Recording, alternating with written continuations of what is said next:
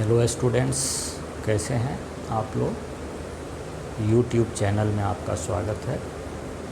पिछले क्लास में मैंने लिमिटिंग मोलर कंडक्टिविटी के बारे में बताया था और इसके बारे में मैंने बताया था कि जब किसी इलेक्ट्रोलाइटिक सॉल्यूशन में उसके को डाइल्यूट करते हैं, यानी उसके कंसंट्रेशन को यदि हम डिक्रीज करते हैं, डाइल्यूशन मीन्स हो गया कि अगर उसमें हम लोग सॉल्वेंट को मिलाते जाएंगे तो उसकी कंडक्टिविटी भी बढ़ती जाती है। और ये हमने बताया था कि इसकी कंडक्टिविटी बढ़ने के कारण ये होते हैं कि उसका आयंस का डिसोसिएशन ज़्यादा होता है, यानी उसमें जो inter ionic force of attraction है वो घटता जाता है, जिसके कारण उसकी कंडक्टिविटी बढ़ती जाती है। तो इस तरह से हम लोग ऑन डाइल्यूशन मीन्स हो गया कि अगर किसी सॉल्यूशन को, इलेक्ट्रोलाइटिक सॉल्यूशन को अगर हम लोग उसको डाइल्यूट करते हैं तो उसकी मोलर कंडक्टिविटी इंक्रीज कर जाती है और एक लिमिटिंग मोलर कंडक्टिविटी ऑब्टेन होती है। और लिमिटिंग मोलर कंडक्टिविटी कहेंगे कि जहाँ पर उसका कंसंट्रेशन जो है ज़ीरो हो जाए और वो मैक्सिमम जो है कंडक्टिविटी को शो करे। तो लिमिटिंग मोलर कंडक्टिविटी को हम लोग इस तरह से डिनोट करते हैं, जैसा हम आपको पिछले क्लास में बताया था। तो लिमिटिंग मोलर कंडक्टिविटी भी के लिए ये एक साइंटिस्ट का नाम था कोहरास।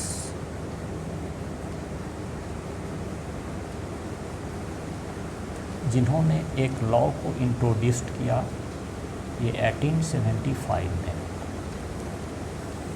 इसीलिए इनके नाम के सम्मान में हम लोग इसको कोहरास लॉ कहते हैं। ये लॉ कहता है कि the limiting molar conductivity of an electrolyte is the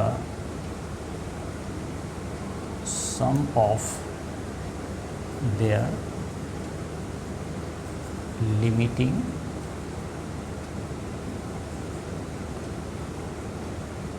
molar conductivity of cations and anions।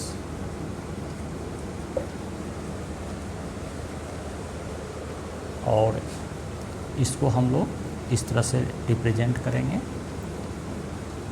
Limiting molar conductivity equal to, ये हो गया number of cations, limiting molar conductivity of cations plus limiting molar conductivity of anions. यहाँ पे ये जो symbol है इसको हम लोग कहेंगे limiting molar conductivity of electrolyte, इसको हम लोग कहेंगे limiting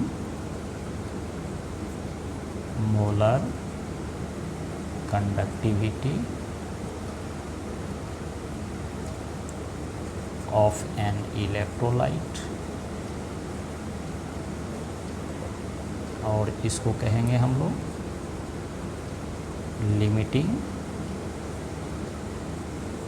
molar conductivity of cations cation, और इसको कहेंगे limiting molar conductivity of anion. और ये जो सिंबल है आपका, जो हम भी प्लस लिखे हैं, ये हो गया कि नंबर ऑफ कैटायंस, इसको हम लोग कहेंगे नंबर ऑफ कैटायंस, एंड इसको लिखेंगे हम लोग नंबर ऑफ एनायंस।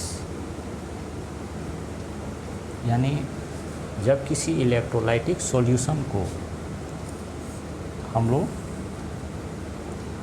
डिजोल्व करते हैं यानी उसको डाइल्यूट करते हैं, तो उस केस में वो जितना आयंस को फर्निश करता है, तो जितना आयंस होगा उसको हम लोग लिखेंगे, अगर कैटायंस जितना फर्निश करेगा उसको हम लोग V+ लिखेंगे, इसको V-।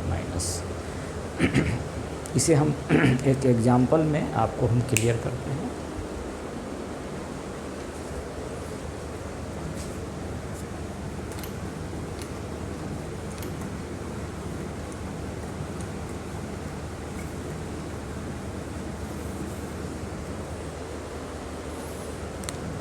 जैसे सोडियम क्लोराइड एक इलेक्ट्रोलाइट है, तो अगर इसका लिमिटिंग मोलर कंडक्टिविटी हमको निकालना है तो ये हो जाएगा limiting molar conductivity of Na+ ion plus limiting molar conductivity of Cl- ion.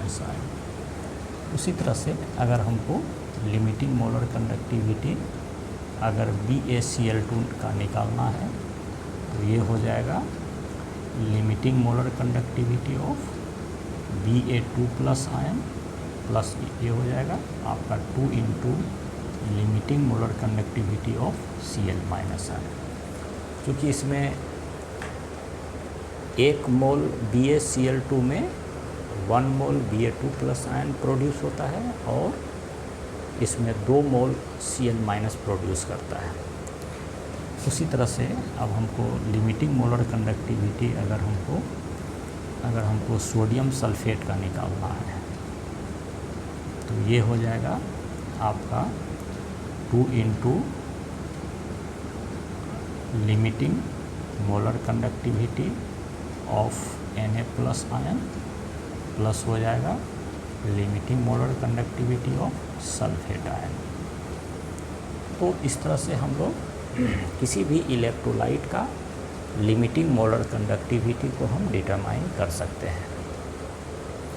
तो ये आपका लॉ है, कोहरास लॉ। अब नेक्स्ट आपको हम ये बताएंगे कि इसके क्या क्या एप्लीकेशंस हैं। एप्लीकेशंस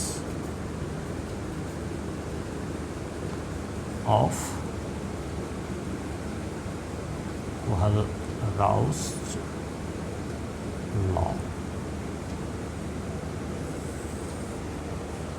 तो फर्स्ट आपको इसका जो कोहरास लॉ का फर्स्ट जो है इसका एप्लीकेशन देखिए कि अगर किसी वीक इलेक्ट्रोलाइट का अगर हमको लिमिटिंग मोलर कंडक्टिविटी निकालना हो तो उस केस में हम लोग कोहरास के लॉ को कैसे फॉलो करते हैं। ठीक है, तो ये देखिए आपका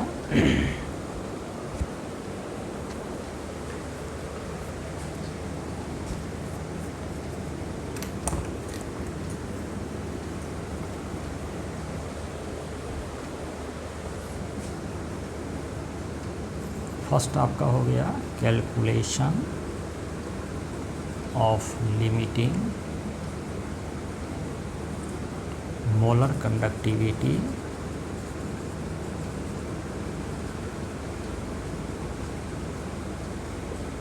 ऑफ वीक इलेक्ट्रोलाइट।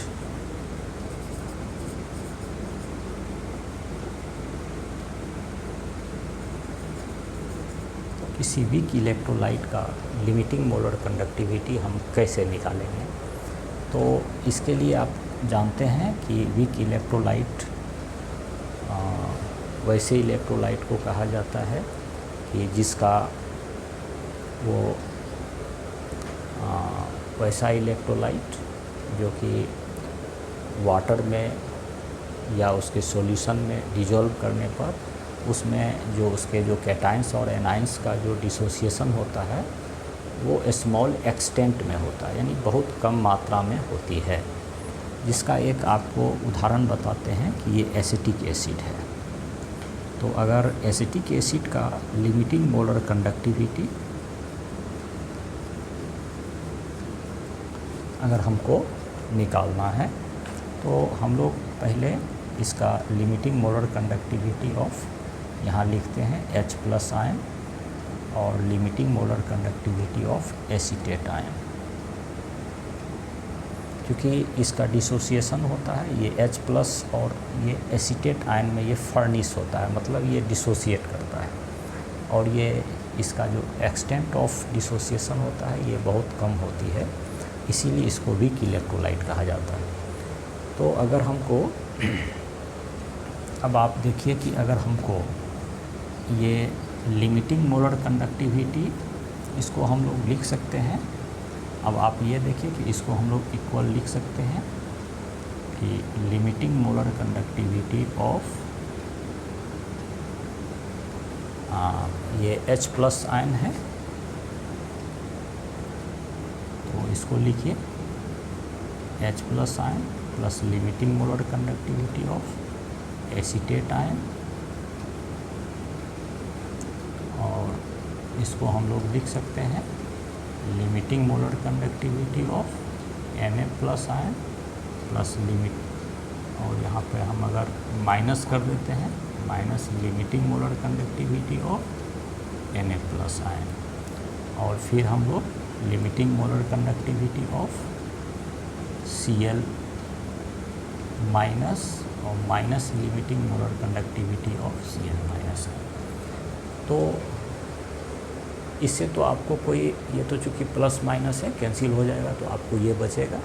तो अगर हम इसको फिर लिख सकते हैं इस तरह से कि लिमिटिंग मोलर कंडक्टिविटी ऑफ, अगर हम इसको ऐड करते हैं, आप इसको देखिए कि NaCl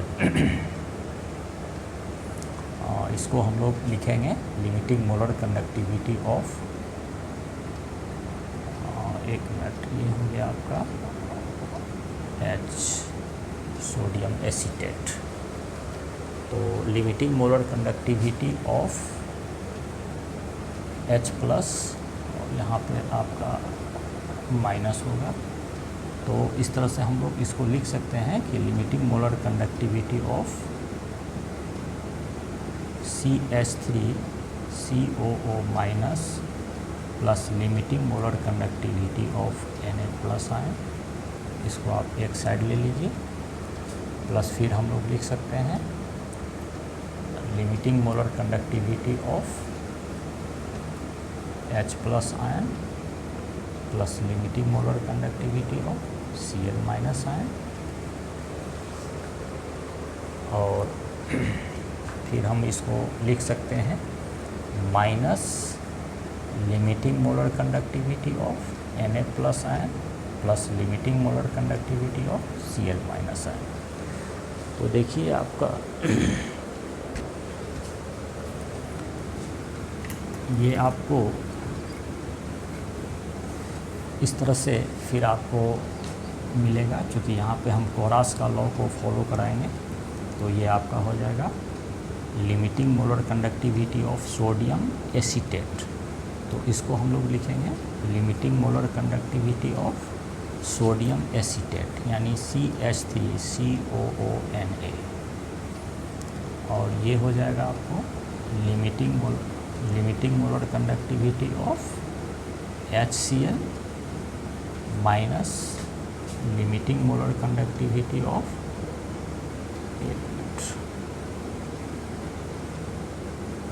limiting molar conductivity of NaCl। तो अगर आपको ये सोडियम एसीटेट का लिमिटिंग मोलर कंडक्टिविटी आपको पता हो और limiting molar conductivity of HCl पता हो और limiting molar conductivity of NaCl अगर आपको दिया हुआ है, तो आप सोडियम ये एसिटिक एसिड का लिमिटिंग मोलर कंडक्टिविटी आप निकाल सकते हैं। यानी इसको हम लोग लिखेंगे limiting molar conductivity of acetic acid equal to limiting molar conductivity of sodium acetate plus limiting molar conductivity of HCl plus limiting molar conductivity of यहाँ माइनस होगा और NaCl। तो इस तरह से अगर आपको ये सब की जानकारी है तो आप सोडियम में ये एसिटिक एसिड का लिमिटिंग मोलर कंडक्टिविटी को आप डिटरमाइन कर सकते हैं। तो ये था आपका पहला एप्लीकेशन जो रॉल्स लॉ को फॉलो करता है।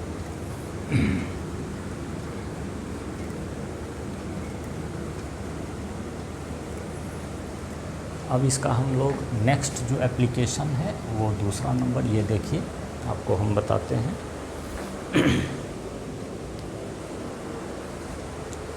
ये है कैलकुलेशन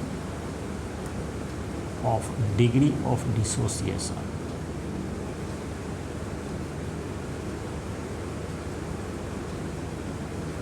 ऑफ वीक इलेक्ट्रोलाइट।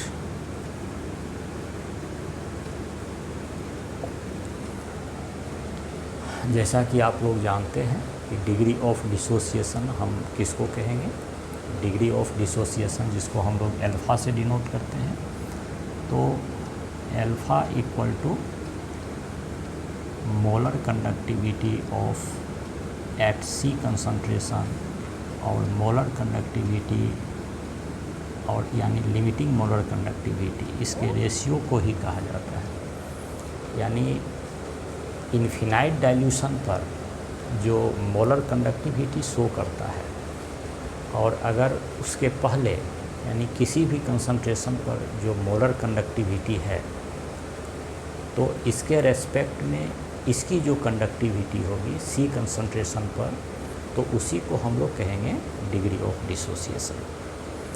तो अगर एक्सपेरिमेंटली अगर हमको सी कंसंट्रेशन पर इसकी मोलर कंडक्टिविटी अगर हमको पता हो तो हम लोग डिग्री ऑफ डिसोसिएशन को डिटरमाइन कर सकते हैं।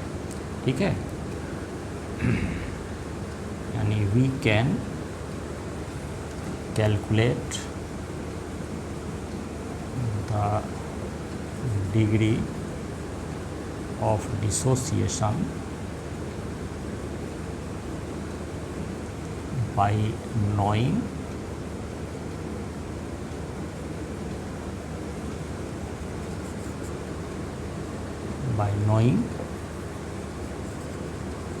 the experimental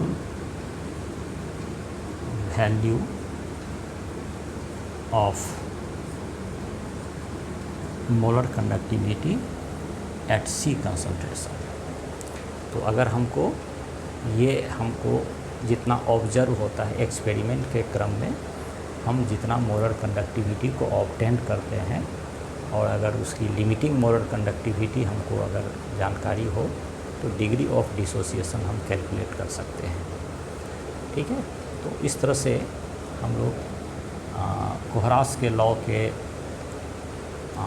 थ्रू, और चूँकि लिमिटिंग मोलर कंडक्टिविटी हम लोग जानते हैं कि अगर मान लिया कि हमने किसी का लेते हैं, मान लीजिए सपोज कीजिए कि अगर हमने NaCl का लेते हैं तो NaCl का मोलर कंडक्टिविटी हम लोग जानते हैं कि molar conductivity of Na plus ion plus molar conductivity of Cl minus ion होगा।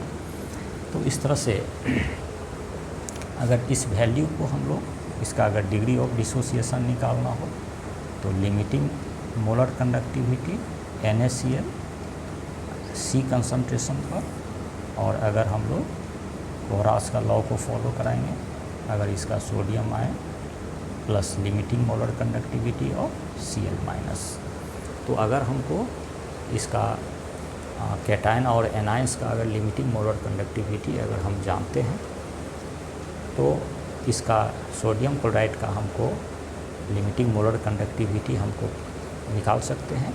और सी कंसंट्रेशन पर जो हम लोग एक ऑब्जर्व करते हैं एक्सपेरिमेंट के क्रम में, अगर इसका वैल्यू हमको अगर पता हो तो हम लोग इसका जो है डिग्री ऑफ डिसोसिएशन को कैलकुलेट कर सकते हैं। तो ये था आपका दूसरा एप्लीकेशन जो कोहरास के लॉ को फॉलो करता है। नेक्स्ट हम आपको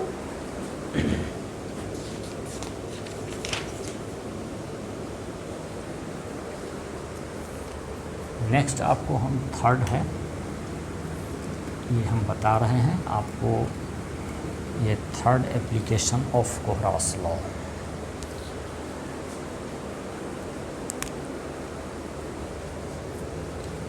तीसरा है इसका application dissociation constant of weak electrolyte. dissociation constant of weak electrolyte।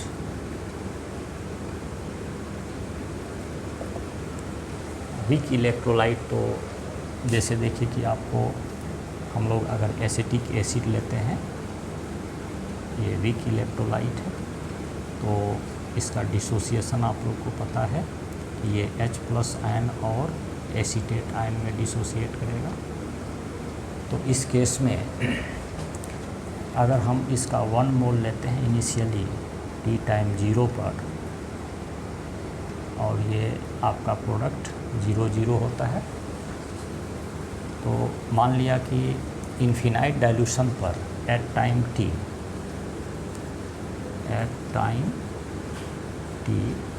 इसमें से अगर अल्फ़ा मोल डिसोसिएट करता है तो ये अल्फ़ा।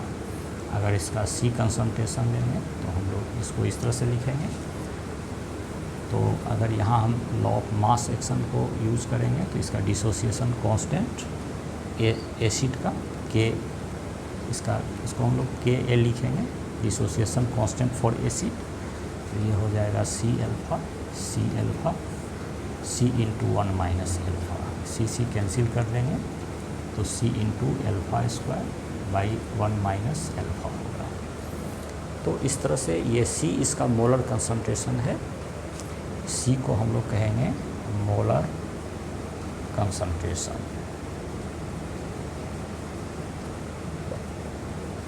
तो यहाँ पर Ka को हम कहेंगे dissociation constant of weak acid.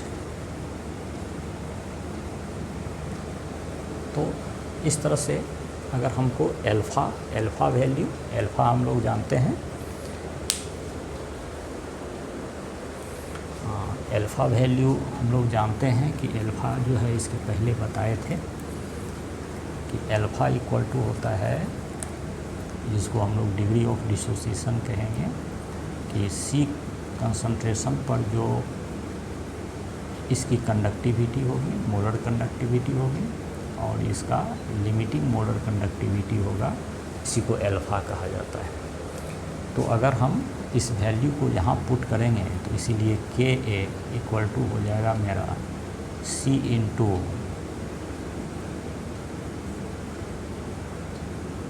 इसका होल स्क्वायर, और फिर लिखेंगे 1 माइनस C बाई मान लिखेंगे। अब देखिए कि इसको हम कैलकुलेट करते हैं तो ये आपको हो जाएगा C होल स्क्वायर, ये हो जाएगा आपका लिमिटिंग मोलर कंडक्टिविटी, ये स्क्वायर में आ जाएगा, और इनटू हो जाएगा, इसको लिखेंगे हम लोग limiting molar conductivity minus limiting molar conductivity at C concentration by limiting molar conductivity. इस तरह से हम लोग इसको कैलकुलेट कर सकते हैं, और फिर इसको हम लोग लिखते हैं इस तरह से। तो ये देखिए कि ये वैल्यू आपका जो है ये कैंसिल हो जाएगा स्क्वायर, तो C into molar conductivity at C square by limiting molar conductivity, और इनटू लिखेंगे फिर limiting molar conductivity minus limiting molar conductivity at C concentration. तो इस तरह से हम लोग अगर उसका कंसंट्रेशन मालूम हो और इसका लिमिटिंग मोलर कंडक्टिविटी मालूम हो और इसका C कंसंट्रेशन पर अगर हमको इसका मोलर कंडक्टिविटी अगर हमको पता है तो हम लोग इसका डिसोसिएशन कांस्टेंट ऑफ एसिड को डिटरमाइन कर सकते हैं। तो ये रहा आपका ये थर्ड एप्लीकेशन ऑफ कोहरास लॉ। अब इसके बाद आप लोग देखिए एक फोर्थ इसका एप्लीकेशन जो है कोहरास का लॉ। इसका फोर्थ एप्लीकेशन देखिए कि कोहरास का लॉ का ये फोर्थ एप्लीकेशन जो है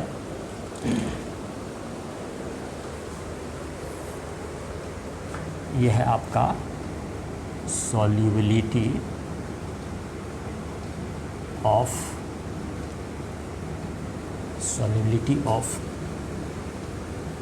sparingly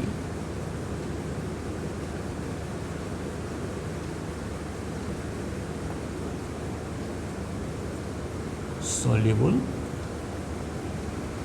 salt। मतलब ये हुआ सॉल्युबिलिटी को आप लोग जानते हैं कि कोई भी सॉल्यूशन में जो मैक्सिमम जो डिजोल्व करने का जो कैपेसिटी होता है उसे ही हम सॉल्युबिलिटी कहते हैं। आप लोग पढ़े होंगे सॉल्यूशन चैप्टर में। तो एस्पेरिंगली सॉल्युबल कहेंगे कि वो बहुत स्मॉल एक्सटेंट में जो वो डिजोल्व करता है, यानी वो आयन में फर्निश होता है, उसी को हम लोग कहेंगे एस्पेरिंगली सॉल्युबल सॉल्ट। तो देखिए इसका एक कुछ एग्जांपल है, जैसे मान लिया कि बेरियम सल्फेट, हम ये हो जाएगा, ये आपका हो जाएगा अमोनियम हाइड्रोक्साइड होगा, ये सब एस्पेरिंगली सॉल्युबल सॉल्ट है। तो कुछ एग्जांपल हमने दिया, ऐसे और भी होंगे, ठीक है। तो इसका हम लोग सॉल्युबिलिटी को कैसे मेज़र करते हैं, तो इसके सॉल्युबिलिटी को मेज़र करने के लिए सबसे पहले आप ये देखिए कि पहले देखिए कि बेरियम सल्फेट हम लेते हैं BaSO4, तो ये जो डिसोसिएट करता है Ba2 plus ion plus SO4 2 minus ion. तो आप लोग जैसा जानते हैं कि इसकी जो मोलर कंडक्टिविटी होती है, लिमिटिंग मोलर कंडक्टिविटी, ये इक्वल होता है, ये हो गया आपको conductivity into 1000 by molarity concentration. यह हमने आपको बताया था इसके पहले कि मोलर कंडक्टिविटी, इसको चलिए, तो मोलर कंडक्टिविटी इक्वल टू होता है कप्पा, जिसको हम लोग कंडक्टिविटी या इसको कंडक्टिविटी कहेंगे। तो यहाँ पर देखिए कि जो चूँकि एस्पेरिंगली सॉल्युबल सॉल्ट है, जैसे मान लिया बेरियम सल्फेट, तो ये क्या होता है कि ये टोटली आयंस में डिसोसिएट कर जाता है, क्योंकि मतलब इसकी जो सॉल्युबिलिटी होगी वो मैक्सिमम होगी। अगर किसी भी सॉल्यूशन में अगर इसको डिजोल्व करते हैं तो क्या होता है कि ये ऑटोमेटिक जो है ये लिमिटिंग मोलर कंडक्टिविटी को ही ऑब्टेन करता है। मीन्स ये हो गया कि इसके जो टोटल आयंस जो होते हैं वो ब्रेक कर जाते हैं, ठीक है, लेकिन इसका स्मॉल एक्सटेंट में इसका डिसोसिएशन होता है। तो इसीलिए हम लोग इसको इस तरह से लिखेंगे कप्पा इंटू 1000 बाई इसकी सॉल्युबिलिटी। तो इस तरह से अगर हमको इसकी सॉल्युबिलिटी को अगर हमको डिटरमाइन करना है तो इसको हम लोग लिखेंगे kappa into 1000 by molar conductivity. तो इस तरह से अगर हमको इसकी मोलर कंडक्टिविटी अगर हमको जानकारी हो, जैसे बेरियम सल्फेट का, और अगर हमको इसका कंडक्टिविटी अगर हमको पता है, तो इससे हम इसकी सॉल्युबिलिटी को डिटरमाइन कर सकते हैं। तो ये 4 इसके कुछ एप्लीकेशंस हैं जो कोहरास के लॉ को फॉलो करता है। तो इस तरह से हम लोग यहाँ पे मोलर कंडक्टिविटी, तो अगर मान लिए बेरियम सल्फेट का अगर हमको निकालना है, अगर कंडक्टिविटी अगर हमको पता है, तो इस तरह से हम कोहरास के लॉ को यहाँ फॉलो कराएंगे। तो यहाँ हम लोग लिखेंगे कि limiting molar conductivity of Ba2 plus ion plus limiting molar conductivity of sulphate ion. तो अगर हमको इस दोनों की लिमिटिंग मोलर कंडक्टिविटी अगर पता हो और इसकी कंडक्टिविटी अगर हमको इसकी जानकारी हो, तो इस तरह से हम लोग इसकी सॉल्युबिलिटी को हम डिटरमाइन कर सकते हैं। तो ये आपके 4 एप्लीकेशंस हैं जो कोहरास के लॉ को फॉलो करता है। तो फिर आगे का जो टॉपिक है वो हम फिर नेक्स्ट जो मेरा क्लास होगा वो मैं बताऊंगा। तो आज मैं इतना ही